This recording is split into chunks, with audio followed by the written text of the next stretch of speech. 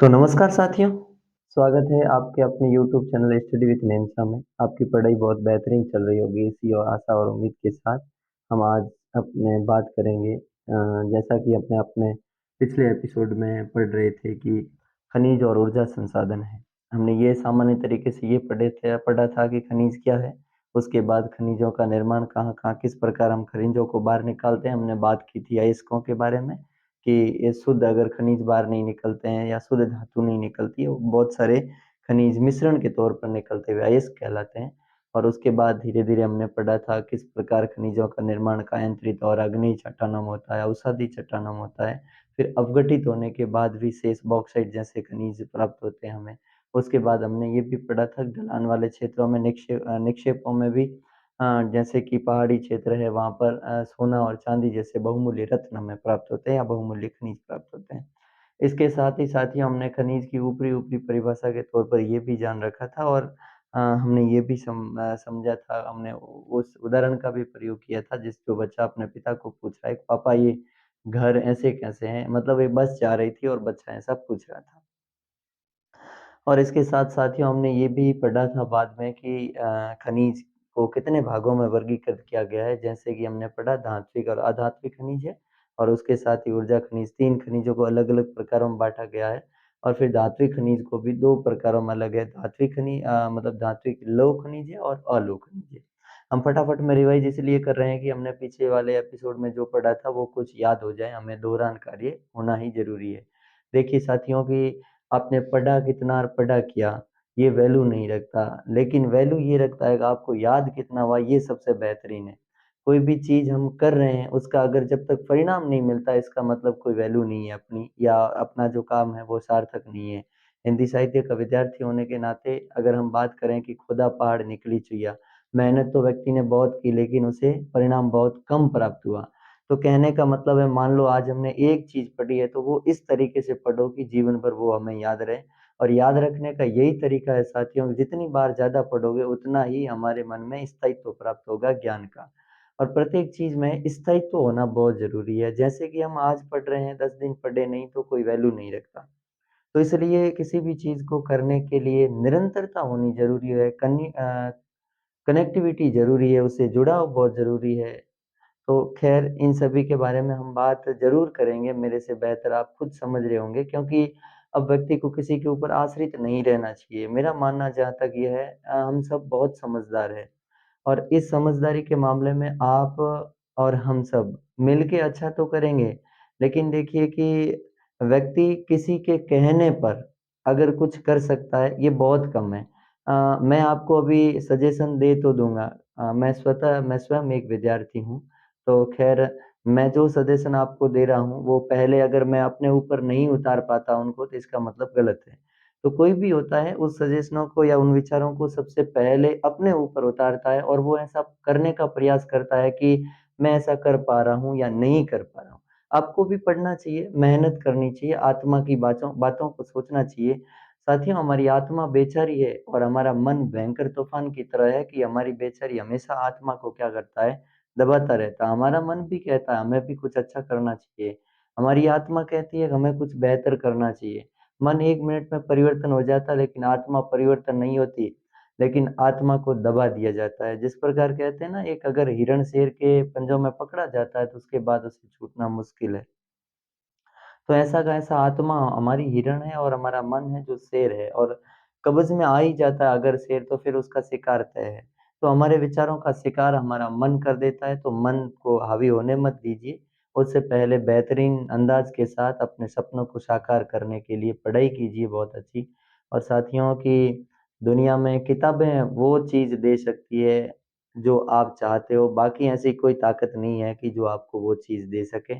बेहतरी से बेहतरीन उदाहरण देख सकते हो आप, चाहे राष्ट्रीय आंदोलनों में जाओ या चाहे किसी महापुरुषों के बारे में पढ़ो या किसी के संदर्भ में पढ़ो। मैं ख़ैर ज़्यादा समय नहीं लूँगा लेकिन एक व्यक्ति की वैचारिक क्षमता होती है और वो व्यक्ति को विचार पैदा करने चाहिए। हम यहाँ उदाहरण ले रहे हैं आगे आने वाली बापू की जयंती है 2 तारीख को, 2 अक्टूबर महात्मा गांधी को।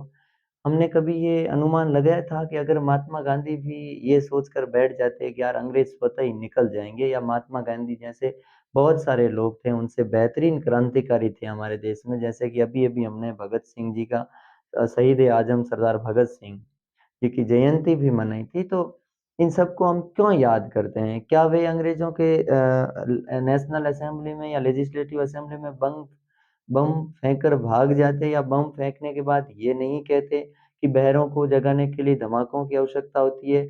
हमारी तरह उनका भी तो घर था, वे भी घर में तो बैठ सकते थे, उनको भी कहाँ मेहनत करने की आवश्यकता थी? यहाँ तक कि तो नेहरू और भगत सिंह के परिवार तो बहुत बेहतरीन परिवार थे, बहुत ही धनी परिवार के लोग थे। लेकिन फिर भी उन्होंने मेहनत की, संघर्ष किया, देश के लिए सर्वोच्च और नौछावर किया, और देश को अपना एक मतलब भारत माता के लिए कुर्बानी का खत लिखकर हमेशा के लिए कुर्बान हो गए, और हमारी जन में अपनी वैचारिक क्षमता को पैदा रखा। इसीलिए हम सब देखते ही हैं, सबसे पहले हमारी जहन में उन क्रांतिकारियों का और देशभक्तों का नाम आता है। तो यहाँ से हमें कुछ कल्पना करनी चाहिए या कुछ सोचना चाहिए कि हमें बेहतरीन करना है।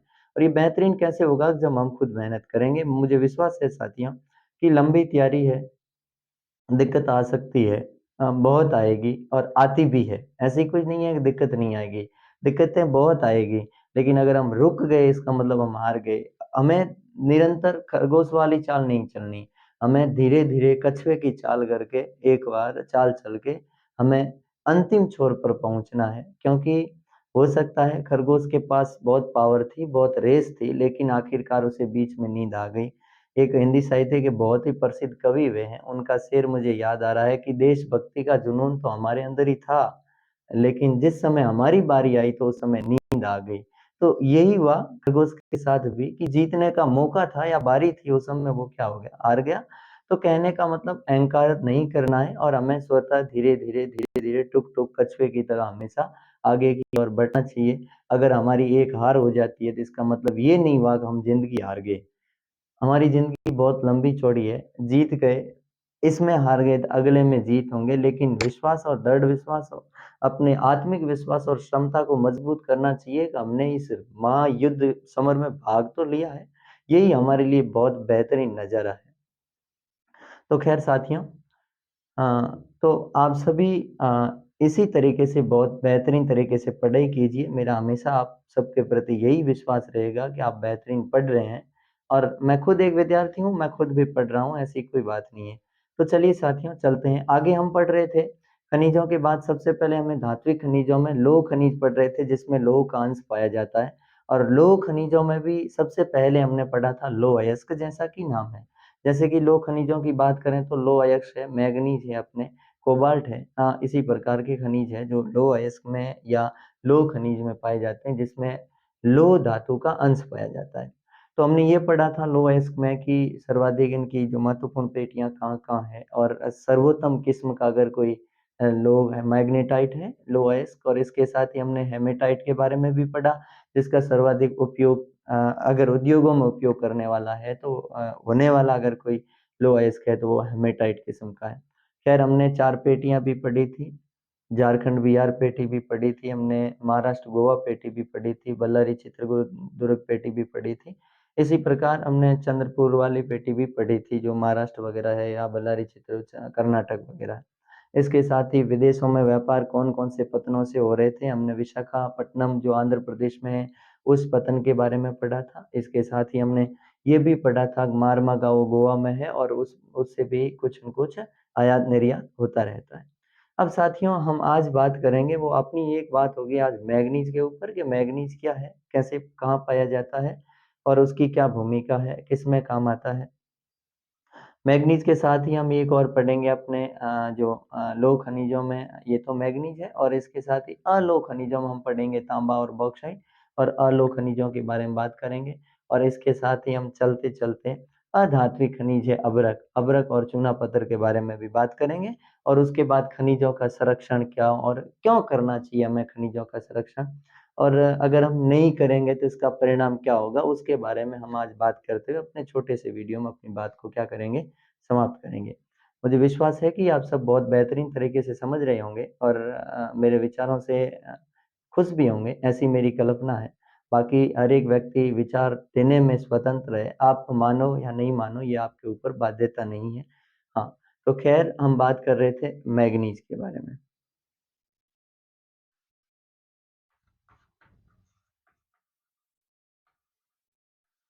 सबसे पहले तो यही है कि मैग्नीज एक प्रकार का लो अयस्क खनिज है। कैसा है? लो अयस्क।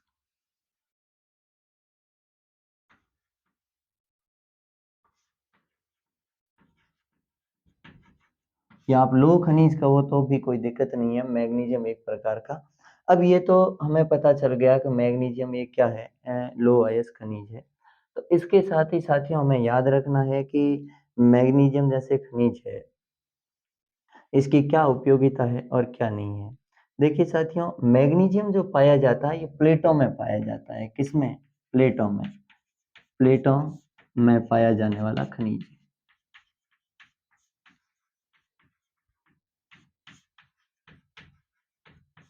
किसमें पाया जाता है? प्लेटों में। और प्लेटों में पाया जाने वाला खनिज कौन सा है? मैग्नीशियम है, अपने मैग्नीज है। मैग्नीज का अगर आप उपयोग की बात करेंगे तो साथियों, हम बहुत तरीके से ये पढ़ रहे थे या बहुत बातों के बारे में हमने जानकारी प्राप्त की थी कि कोई भी चीज है तो उसका उपयोग कहीं न कहीं हमें करने को मिलता है और हमने किया भी था। इसके साथ ही हम अगर याद रखें तो इसमें मैग्नीशियम में हमने पहली बात तो यही है कि ये लो अयस्क खनिज है। इसके साथ ही अगर बात करें तो मैग्नीशियम इस्पात उद्योग में प्रयोग किया जाता है, मैग्नीशियम का इस्पात उद्योग में। तो इसके साथ ही ये प्लेटों वाला खनिज की बजाय अपन ये लिखें कि इस्पात उद्योग में किस खनिज का प्रयोग किया जाता है, तो अपने लिए महत्वपूर्ण होगा कि प्लेटों की बजाय तो ये हम आगे अभ्रक में पढ़ लेंगे, कोई दिक्कत नहीं है, लेकिन पहले ये पढ़ें कि इस्पात उद्योग में, कौन से उद्योग में? इस्पात उद्योग में प्रयोग किया जाता है इसका, मैग्नीज का। और इसके साथ ही अगर उदाहरण दें तो अगर बात करें उदाहरण की, तो 1 टन इस्पात के निर्माण में 10 किलोग्राम मैग्नीज की आवश्यकता होती है। 1 टन इस्पात में कितने? 1 टन इस्पात में 1 टन इस्पात में 10 किलोग्राम मैग्नीज की आवश्यकता, मैग्नीज की आवश्यकता।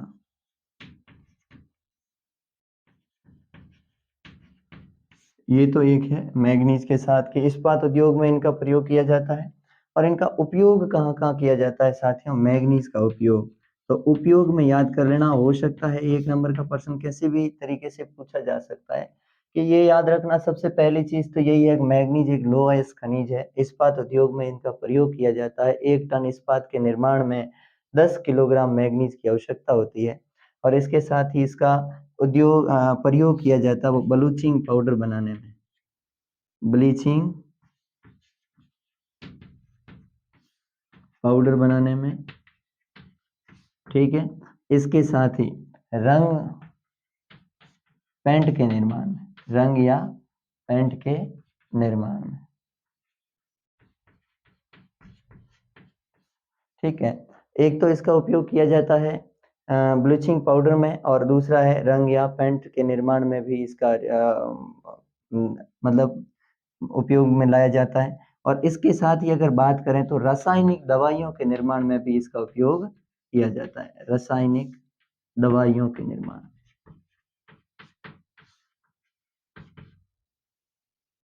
रासायनिक दवाइयों के निर्माण।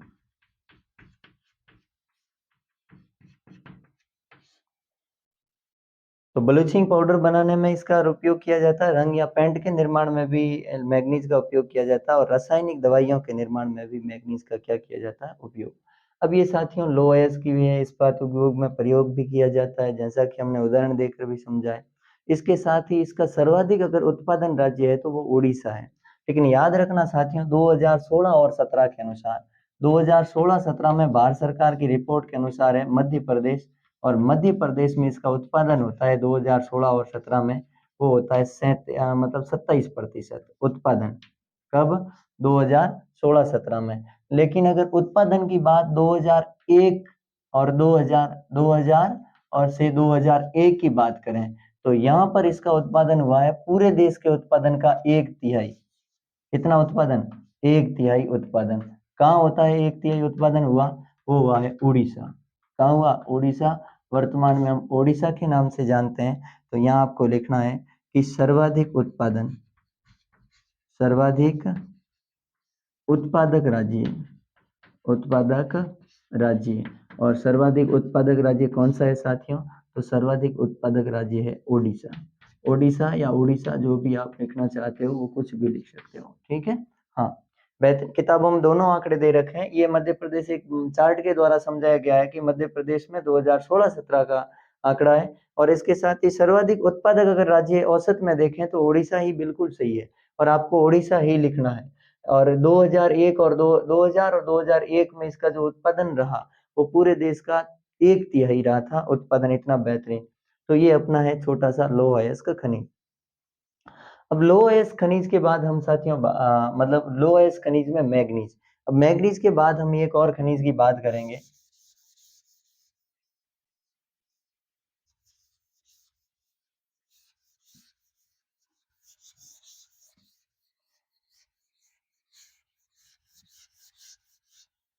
ये तो अपना था कौन सा खनिज साथियों? लौह खनिज। इसके साथ ही हमने इससे पहले लौह अयस्क भी पढ़ा, जो लौह खनिज के तौर पर ही था, और ये भी हमने पढ़ा, ये भी लौह अयस्क के तौर पर ही है। और अगला हम खनिज पढ़ेंगे, वो पढ़ेंगे अलोह खनिज। मतलब ऐसे भी खनिज है जो जिसमें लोहे के अंश नहीं पाया जाता। जैसे कि सबसे पहले बात करें अलोह खनिज। अलोह खनिज, अलोह खनिज की परिभाषा क्या है साथियों? कि ऐसे खनिज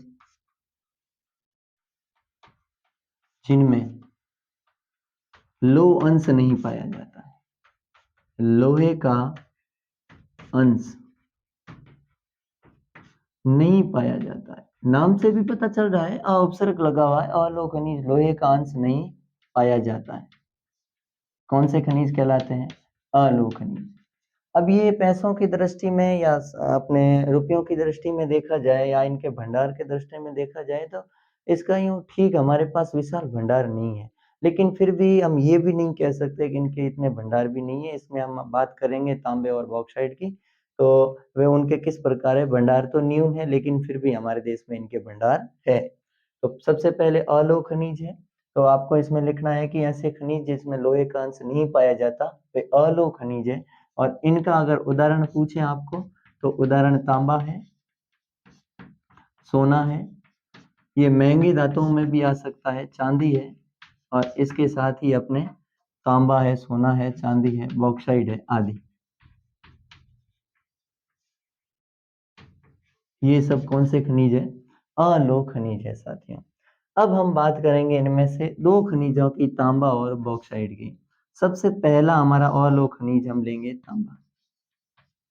जैसे कि साथियों तांबा हम सबको भी पता है। अगर तांबे के बारे में शुरुआती बात करें कि चाहे धात्विक कोई भी हो, लोह या अलोह, जो हमेशा विद्युत के सुचालक होते हैं, इनके साथ ही इसमें तन्यता पाई जाती है। तन्यता का मतलब होता है, विज्ञान के विद्यार्थी रहे हो आप तो आपको पता होगा कि किसी भी धातु को अगर खींच कर पतले तारों में परिवर्तन किया जाता है तो वो तन्यता कहलाती है। और आघात वर्तनता या घात वर्जनता वो क्या होती है साथियों? कि जिनको पीट कर, या ऐसी धातु जिनको पीट कर चदरों में परिवर्तन कर दिया जाता है, वो क्या कहलाती है? अपने आघात वर्तनता कहलाती है। तो ये सारे के सारे गुणांक किसमें पाए जाते हैं? ये गुणांक अपने तांबे में पाए जाते हैं। ये विद्युत के सुचालक भी होते हैं, इसलिए इनका उपयोग हमेशा बिजली के तारों के निर्माण में किया जाता है, और विद्युत या बिजली उद्योगों में इसका उपयोग किया जाता है। अब ये तो बात है साथियों अपने तांबे की, लेकिन रही बात है तांबे के उत्पादन के संदर्भ में।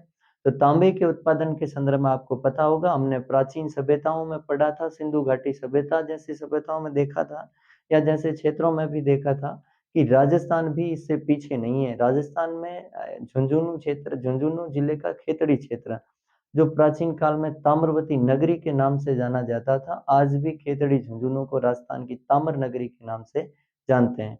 तो इससे हम तय है कि तांबा राजस्थान के झुंझुनू के खेतड़ी क्षेत्र में है। इसके साथ ही झारखंड का सिंहभूम जिला है, वहां पर भी तांबे के अच्छे भंडार है। और इसके साथ ही मध्य प्रदेश की जो बालाघाट पहाड़ियां हैं, या बालाघाट पहाड़ी क्षेत्र है, वहां पर देश का 52% तांबे का उत्पादन किया जा रहा है। ये रिपोर्ट 2016 और 17 के अनुसार है, भारतीय खनन विभाग की रिपोर्ट है साथियों। चलिए साथियों, जो जो हमने सीखा था या अभी हम आपको बताया या लिख के समझ लेते हैं। तो देखिए, तांबे के क्या क्या गुण हैं। ये आघात वर्धनीय है, आघात वर्धनीय। इसके साथ ही तन्य भी होता है ये, तन्य। और विद्युत का सुचालक, विद्युत का सुचालक। आपको सबसे पहले इसमें भी लिखना है कि अलोह खनिज है तांबा एक, और जिसमें आपको बताना है कि इसके गुण कौन कौन से हैं। तो गुण में है पहला आघात वर्धनीयता होता है, तन्य होता है और विद्युत का सुचालक होता है। अच्छा, बेस्ट विद्युत का बहुत अच्छा सुचालक होता है। हम आगे एक और चीज पढ़ेंगे जिसमें बॉक्साइड में एल्यूमिनियम की बात करेंगे। तो एल्यूमिनियम भी विद्युत का सुचालक होता है, लेकिन खैर एल्यूमिनियम से बेहतरीन काम करता है वो तांबा करता है इस मामले में विद्युत में। अब इनका उपयोग कहाँ किया जाता है। तो उपयोग किया जाता है इनका, वो किया जाता है अपने बिजली तारों के निर्माण में, बिजली के तार बनाने में, बिजली के तार बनाने में, बिजली के तार बनाने में। और इसके साथ ही और कहाँ किया जाता है, विद्युत उद्योगों में, विद्युत उद्योगों में।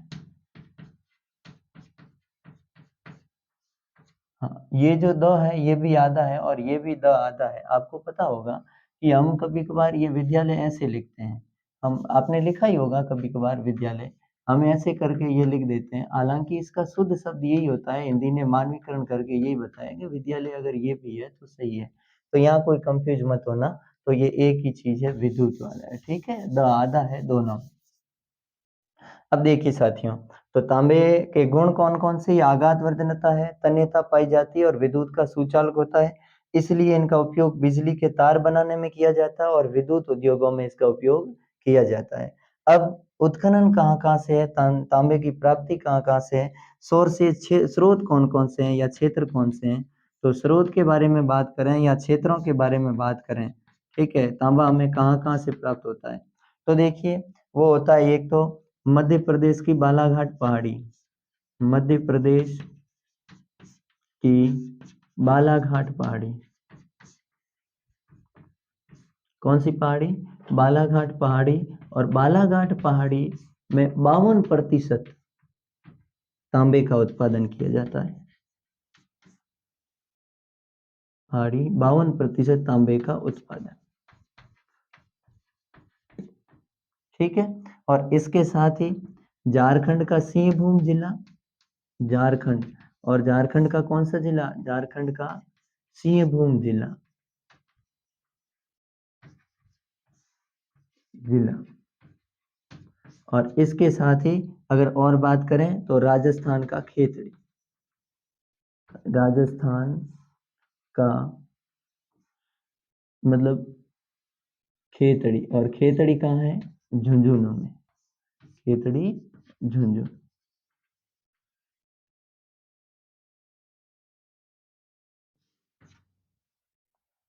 ठीक है। तो राजस्थान का खेतड़ी अपने राजस्थान का कहाँ है, खेतड़ी में। तो वापस देख लीजिए कि अलोह खनिज किसे कहते हैं, जिसमें लोहे का अंश नहीं पाया जाता, वो अलोह खनिज है। उदाहरण के लिए सोना, चांदी, तांबा, बॉक्साइट आदि है। और ये तांबा जो खनिज है, इसके गुण होते हैं, ये आघात वर्धनता होती है। आघात वर्धनता का मतलब एक बार पुनः समझ लीजिए कि वे धातुएं जिन्हें पीट कर चदरों के रूप में परिवर्तित किया जाता है वो आघात वर्धनीय कहलाती है। और जिनको खींच कर तार के रूप में परिवर्तन किया जाता है वो तन्यता कहलाती है। और विद्युत का सुचालक मतलब करंट, हम सब जानते हो, जिसमें से करंट की धारा प्रवाहित होती है। उपयोग बिजली के तार बनाने में किया जाता है क्योंकि विद्युत का अच्छा सुचालक है। और इसके साथ ही विद्युत उद्योगों में भी इसका उपयोग किया जाता है। अब इसके सोर्सेज कहाँ कहाँ से या क्षेत्र कहाँ कहाँ है, तो कहाँ से प्राप्त होता है, तो मध्य प्रदेश की बालाघाट पहाड़ियों में 52% तांबे का उत्पादन किया जाता है 2016-17 की रिपोर्ट के अनुसार। और झारखंड का सिंहभूम जिला भी तांबे का अच्छा उत्पादक है। और राजस्थान का खेतड़ी झुंझुनू भी तांबे का बहुत बेहतरीन उत्पादक राज्य है। अब देखिए साथियों, इनके बाद अगर हम बात करें तो वो बात आएगी हमारी, वो आएगी अपने बॉक्साइट की। तो बॉक्साइट भी एक प्रकार का क्या है, अलोह धातु मतलब अलोह खनिज है। और इसने भी क्या है, इसमें भी यही है, इसमें भी लोहे का अंश नहीं पाया जाता, बॉक्साइट में भी। और वो भी क्या करता है, उसमें महत्वपूर्ण है एल्यूमिनियम। बॉक्साइट में एल्यूमिनियम पाया जाता है। बॉक्साइट में कौन सा धातु पाई जाती है, एल्यूमिनियम। और एल्यूमिनियम भी विद्युत की सुचालक है, जैसे कि अभी हमने पढ़ा था। तो है सबसे पहले बॉक्साइट। बॉक्साइट बात करते ही सबसे पहले बॉक्साइट के संदर्भ में बात करें तो बॉक्साइट क्या है, एक अलोह खनिज है, अलोह खनिज है, खनिज, ठीक है। और इसके साथ ही इसमें शुद्ध, मतलब ये देखें, या इसमें सर्वोच्च किस्म का एल्यूमिनियम पाया जाता है,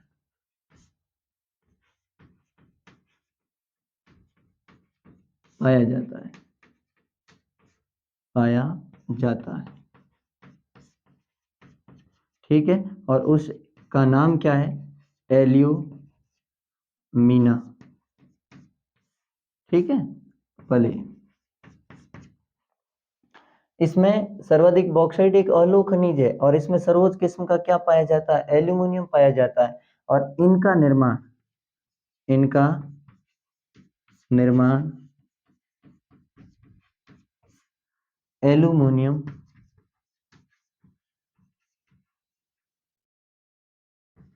निक्षेपों के शेष अपघटित क्षेत्रों से होता है, अपघटित क्षेत्रों से।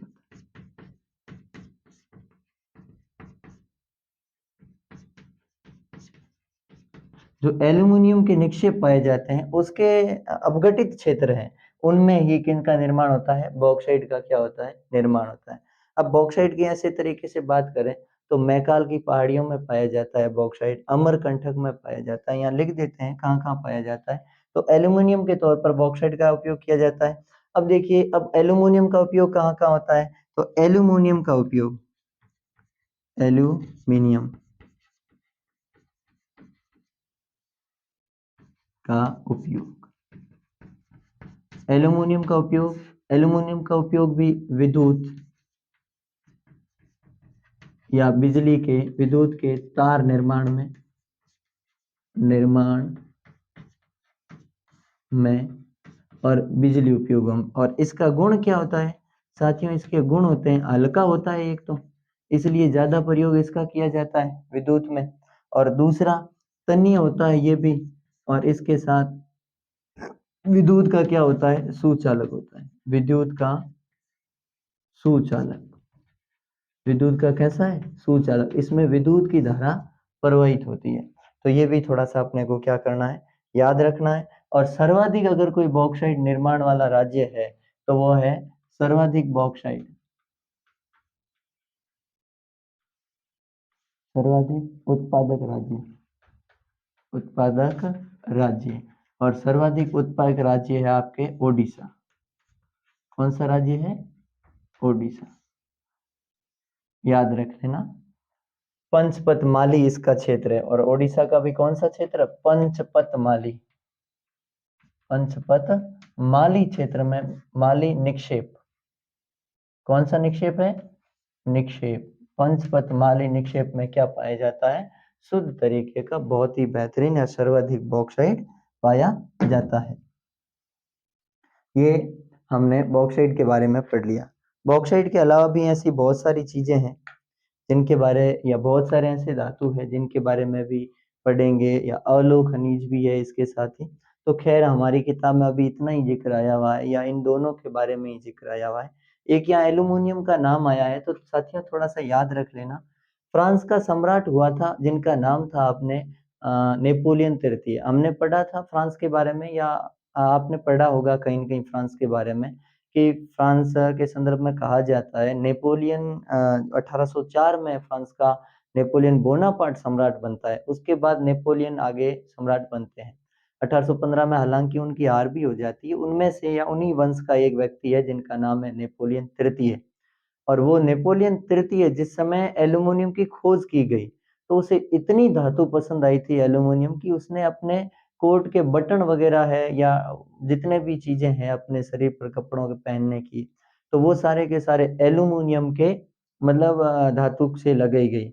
और इसके साथ ही उसके जो विशेष मेहमान आते थे उसके घर में, तो वो बड़े यूं चाव के साथ और अपने आप में गर्व महसूस करता हुआ उन लोगों को एल्यूमिनियम के पात्रों में भोजन करवाता था। हालांकि कुछ ही समय बाद ये सस्ती थी, तो पेरिस के भिखारियों के पास, फ्रांस की राजधानी मतलब पेरिस है, और पेरिस के भिखारियों के 30 वर्ष बाद ही भिखारियों के हाथ में एल्यूमिनियम के कटोरों को या कटोरे देखने को मिल गए। तो खैर, तो इसीलिए ये समय समय की बात है, शुरुआत में एल्यूमिनियम की क्या कदर थी और उसके बाद धीरे धीरे उसकी क्या कदर हो गई, एक उदाहरण के माध्यम से हमें समझाया जा रहा है।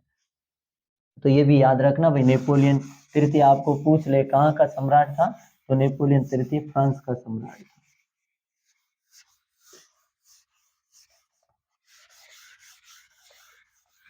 आप याद रख लोगे, मुझे ऐसा। अब देखिए, अब साथियों आगे हम बात करते हैं, जैसे कि हमने धात्विक खनिजों के बारे में पढ़ लिया, अब हम बात करेंगे अधात्विक खनिज। और अधात्विक खनिजों में सबसे पहली बात करेंगे, वो करेंगे अभ्रक की। सबसे पहले तो अधात्विक खनिज है क्या? अधात्विक खनिज कैसे खनिज? अधात्विक खनिज। और अधात्विक खनिज का मतलब होता है जिनमें धातु नहीं पाई, जिनमें धातु नहीं पाई जाती।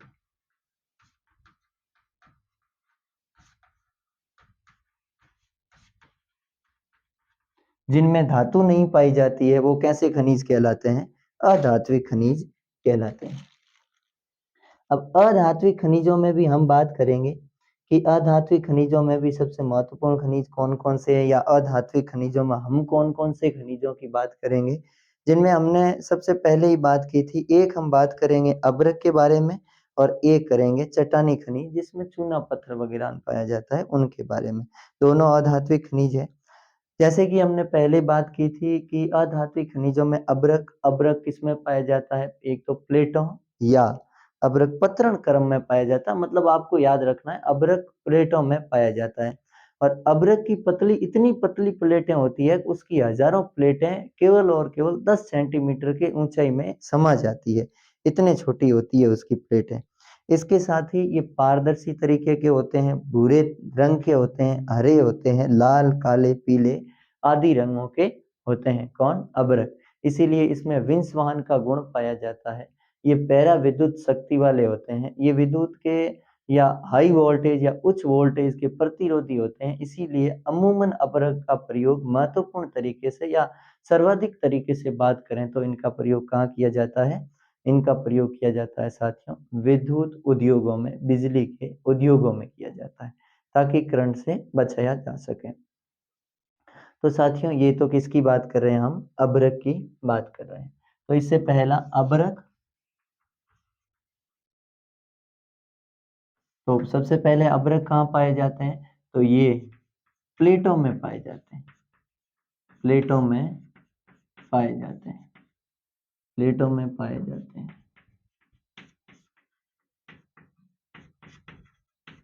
आपको प्रश्न पूछेगा वो कौन सा खनिज या वो कौन सा अधात्विक खनिज है जो प्लेटों में पाया जाता है या प्लेटों में पाया जाता है, तो वो कौन सा खनिज है प्लेटों में पाने वाला? तो वो अभ्रक है। ठीक है। दूसरा, इसके साथ ही ये अभ्रक प्लेटों में पाया जाता है। ठीक है। और इनकी प्लेटों के बारे में बताया जाता है, इतनी पतली प्लेटें होती है कि 10 सेंटीमीटर में, 10 सेंटीमीटर में, 10 सेंटीमीटर की ऊंचाई में,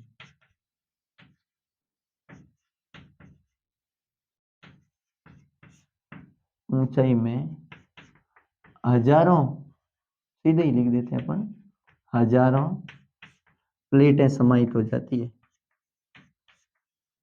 समाहित हो जाती, हो जाती है। कितनी प्लेट है? 10 मतलब हजारों प्लेटें और कितनी ऊंचाई में? 10 सेंटीमीटर। ये बात महत्वपूर्ण नहीं है। बात पहली महत्वपूर्ण है, प्लेटों में पाए जाने वाला धात्विक अधात्विक खनिज कौन सा? अभ्रक।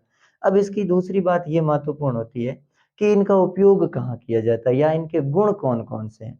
तो अब हम समझ लेते हैं या ये कैसे पाए जाते हैं। जैसे विंसवान का गुण पाया जाता है, इसका मतलब यही होता है कि ये लाल, भूरे, पीले, काले और पारदर्शी होते हैं। और पारदर्शी कैसे होते हैं? पारदर्शी होते हैं अभ्रक। तो अभ्रक इसीलिए इन्हें कहा जाता है कि इसमें विंसवान का गुण पाया जाता है। इसके साथ ही ये किरण गुण लिख देते हैं। विंसवान का गुण पाया जाता है, वान का गुण पैरा वैद्युत क्षमता होती है, क्षमता या शक्ति लिख देते हैं। ठीक है। और इसके साथ ही उच्च वोल्टेज वोल्टेज की प्रतिरोधिता, प्रतिरोधक। उच्च वोल्टेज के क्या होते हैं? प्रतिरोधक होते हैं, के प्रतिरोधक आदि आदि। ये सब क्या है? इनके गुण। और इन्हीं गुणों के कारण, इन्हीं गुणों के कारण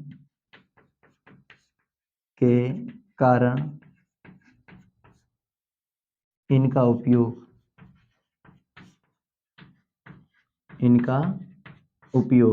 कहाँ किया जाता है? इनका उपयोग तो इन्हीं गुणों के कारण इनका उपयोग किया जाता है साथियों, विद्युत उद्योगों में। विद्युत उद्योगों में। ठीक है। इन सब गुणों के कारण इनका उपयोग कहाँ किया जाता है? विद्युत उद्योगों में। बाकी ये अपने इनके बारे में है। अभ्रक के बारे में तो 1 नंबर का महत्वपूर्ण प्रश्न पूछा जा सकता है कि अभ्रक किसमें पाए जाते हैं? तो प्लेटों में। और ये भी मतलब अधात्विक खनिजों की श्रेणी में आते हैं। और बाकी लाल, पीले, भूले या पारदर्शी हो सकते हैं ये। इसके साथ ही विंसवान का गुण है, पैरा वैद्युत शक्ति है, उच्च वोल्टेज के प्रतिरोधक है। इन सब के कारण ही या इन गुणों के कारण ही इनका उपयोग वैद्युत उद्योगों में किया जाता है। इनका उपयोग पूछा जा सकता है या गुण पूछे जा सकते हैं। अब ये कहाँ कहाँ पाए जाते हैं? तो अभ्रक राजस्थान में बात करें तो इसका क्षेत्र है राजस्थान का, वो है अपने राजस्थान के अजमेर में। राजस्थान के कहाँ पाए जाते हैं? अजमेर। ये राजस्थान के अजमेर में पाए जाते हैं। बाकी क्षेत्रों में भी पाए जाते हैं, बिहार झारखंड में भी इनके निक्षेप पाए जाते हैं। ये साथियों अपने बात की इसके बारे में, अपने अभ्रक के बारे में। और इसके बाद हम एक और बात करेंगे, उसके बाद आज के एपिसोड को यहीं समाप्त करते हैं। और अगली बात है अपनी, वो है चूना पत्थर। किसके बारे में बात करेंगे? चूना पत्थर के बारे में। चूना पत्थर नाम से भी पता चल रहा है, चूना पत्थर सीमेंट धातु या सीमेंट उद्योग के रूप में कच्चा माल प्रदान करता है।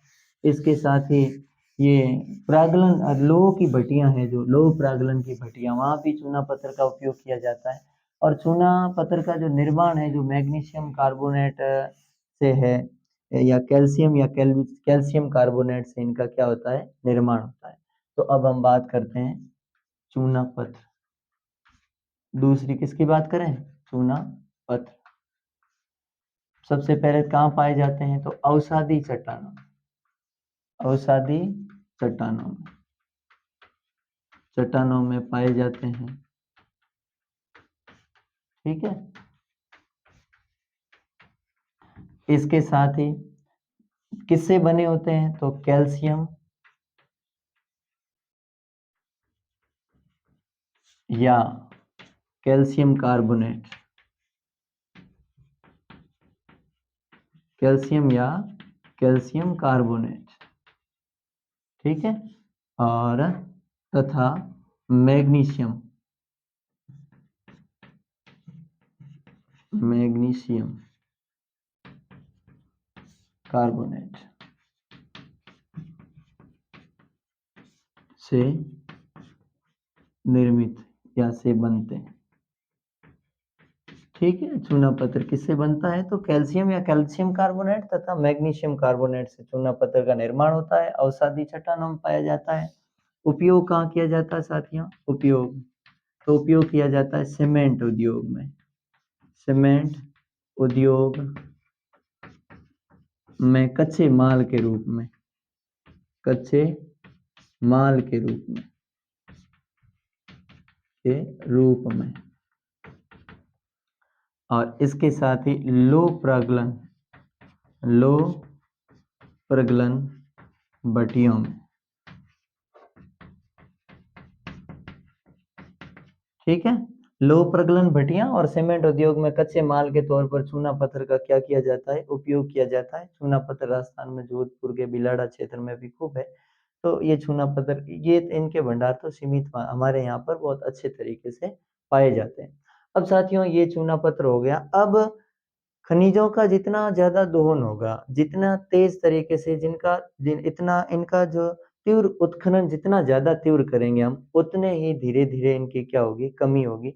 इनसे नुकसान भी हो सकता है, जैसे कि कभी कभी हमने सुना है कोयले की खानों में आग लग गई। कोयले के बारे में हम आगे पढ़ेंगे अपने अगले अगले एपिसोड में, कि कोयले की खानों में आग लग जाती है, कभी कभार मलबा गिर जाता है, हजार मतलब यूं कारीगरों की मौत हो जाती है, या वहाँ काम करने वाले कर्मचारियों की मौत हो जाती है।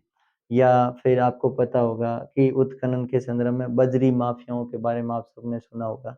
तो ये सारे की सारी इनके ऊपर सरकार कहीं न कहीं नियंत्रित लगाने का भी प्रयास कर रही है। कहीं न कहीं ये पर्यावरण को भी खनन नुकसान पहुँचा रहा था। इनके लिए भी कुछ कानून निर्माण किए गए हैं, जिनका धरातल पर उतारना बाकी है, लेकिन फिर कागजी कार्रवाई तो मतलब सरकार के द्वारा भी की गई है। और ये ज़रूरी नहीं, हमें सरकार को दोषी भी नहीं ठहराना चाहिए कि सरकार ऐसी है कि जो उन्हें धरातल पर लागू नहीं करती। इसके लिए हम सबकी ज़िम्मेदारी है कि हम भी उन कानूनों का पालन करें। तो ये सारी चीज़ें हैं यहाँ साथियों। अब एक क्षेत्र रहा है, जैसे कि हमने पिछले में पढ़ा था, पिछले एपिसोड में रेड हॉल हॉल खनन, जिसमें जोवाई और चेरापूंजी के बारे में पढ़ा था। वहाँ के एक ही परिवार के सदस्य, संयुक्त परिवार के, वो संकीर्ण गुफा बनाते हैं और फिर कोयले की खदानों में काम करते हैं। इसके ऊपर सरकार ने रोक भी लगाई है। अलग-अलग इनके लिए संस्थाएँ भी काम कर रही है खनन के संदर्भ में। अब हम देखेंगे खनन का संरक्षण कैसे होगा? मतलब इनको, इन खनिजों को बचाएँगे कैसे? संरक्षण करना क्यों ज़रूरी है? तो साथियों सबसे पहली चीज़ है खनन संरक्षण में, हम यही लिख देते हैं खनन या खनिज संरक्षण, खनिजों का संरक्षण। खनिजों का संरक्षण से पहले सुनिए खनिजों के निर्माण के बारे में या संसाधनों के। अब देखिए साथियों, खनिज कोई 1-2 साल या 1-2 दिन में बनने वाली प्रक्रिया नहीं है। कोयला है, पेट्रोलियम है, प्राकृतिक गैस है, इसमें निर्माण होने में लाखों वर्ष लग जाते हैं, करोड़ों वर्ष लग जाते हैं। उसके बाद इनका निर्माण होता है। और जिस गति से आज हम इनका जो उपयोग कर रहे हैं, आज इनका जो उत्खनन हो रहा है, वो उत्खनन इस तरीके से हो रहा है कि हमें ऐसे लग रहा है कि क्षण भर में वापस नया हो जाएगा, लेकिन ऐसा होने वाला है नहीं। ये सीमित है, एक दिन समाप्त हो जाएँगे।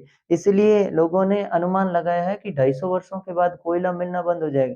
अभी-अभी हमने ज़्यादा दूर क्यों जाएँ, हमारे देश या हमारे राज्य की बात करें, तो अभी भी राजस्थान में बिजली संकट है। और क्यों बिजली संकट है? क्योंकि उसके लिए कोयला नहीं है। तो कोयले के निर्माण में लाखों वर्ष लंबे समय लगता है, और जो उनका उत्खनन जिस तरीके से हमारे या उपयोग हम जिस तरीके से कर रहे हैं, वो इतना तेज है या इतना तीव्र है कि आने वाली पीढ़ियां केवल और केवल बैठी रहेगी। इसके लिए हमें महात्मा गांधी को भी नहीं भूलना चाहिए। उनका एक कथन है कि हमारे पास संसाधन तो पेट भरने के लिए तो है, लेकिन पेटी भरने के लिए नहीं। कुछ लोगों की पेटी भरने की इच्छा के कारण इनका तीव्र क्या किया जा रहा है? उपयोग किया जा रहा है, जो आगे आने वाली पीढ़ियां और हम सब के लिए कहीं न कहीं हानिकारक सिद्ध हो सकते हैं। और दूसरा साथियों है कि अगर हम जितना गहराई से संसाधनों या खनिजों का उत्खनन करेंगे, तो खनिज जितना गहराई में जाएगा, जितना नीचे से हम उत्खनन करेंगे, उतनी खनिज की गुणवत्ता घटेगी और खर्चा भी ज़्यादा आएगा। तो आखिरकार इतनी गहराई पर जाने का काम ही कौन करेगा? क्योंकि खनिज की गुणवत्ता भी समाप्त होती है, खर्चा भी ज़्यादा आता है।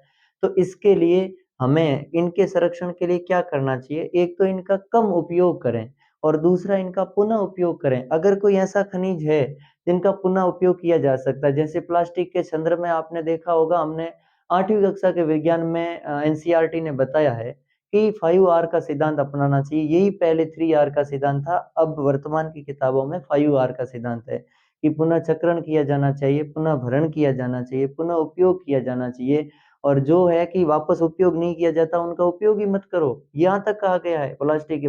तो ऐसा का ऐसा है, हमें भी इन खनिजों का ऐसा निचोड़ निकालना चाहिए, पुनः उपयोग भी करना चाहिए इनका। और चाहे खनिज कैसा भी हो, महँगा हो, सस्ता हो, उनके अलग-अलग तरीके ढूँढने चाहिए, क्योंकि वैज्ञानिक युग चल रहा है। तो इसमें हर एक क्षेत्र में अगर जो भी व्यक्ति कदम उठाता है, ज़रूर कुछ न कुछ हद तक हमें सफलताएँ मिलती है। तो इनका संरक्षण इसलिए भी ज़रूरी है। और दूसरा दूसरा ये है कि जो हम गहराई से खनिजों को बाहर निकालते हैं, वहाँ पर हमें ज़्यादा खर्चा आता है, तो हमें ऐसी तकनीकी उपलब्ध करवानी चाहिए, या हमें ऐसे नए-नए आविष्कार करने चाहिए, और जिन आविष्कारों के माध्यम से हम कम खर्चे में उन खनिजों को बाहर निकाल सकते हैं और अपनी आवश्यकता की पूर्ति कर सकते हैं। इन सब के लिए हमें खनिजों के संरक्षण की क्या है, आवश्यकता है। आगे हम अगले एपिसोड में पढ़ेंगे ऊर्जा संसाधन क्या है, जिसमें कोयला, पेट्रोलियम और प्राकृतिक गैस जैसे आते हैं। फिर नवीकरण और अनवीकरणीय स्रोतों के बारे में भी थोड़ा ध्यान देंगे। ये खनिज संसाधन हम पढ़ रहे थे, ये अनवीकरणीय और सीमित खनिज संसाधन है। सीमित है संसाधन, एक दिन समाप्त होने वाले हैं। क्यों? क्योंकि इसके निर्माण में लाखों वर्षों का समय लगता है, और इसके साथ ही ये कैसे है, अनवीकरणीय संसाधन है। तो याद रख लेना, अनवीकरणीय संसाधन, अनवीकरणीय करणीय। और दूसरा है सीमित। सीमित का मतलब होता है एक दिन समाप्त होने वाले हैं, और अनवीकरणीय का मतलब होता है इनको वापस नया नहीं बनाया जा सकता, और अगर बनाया जाता भी है तो लंबा समय, लाखों वर्षों का समय लगता है, जिसके बाद ये पुनः नया बनता है। तो तब तक के लिए नमस्कार साथियों, आगे बहुत ही जल्द मिलेंगे हम अपने अगली एपिसोड में। खुश रहें, मस्त रहें, हमेशा गुनगुनाते रहें। नमस्कार।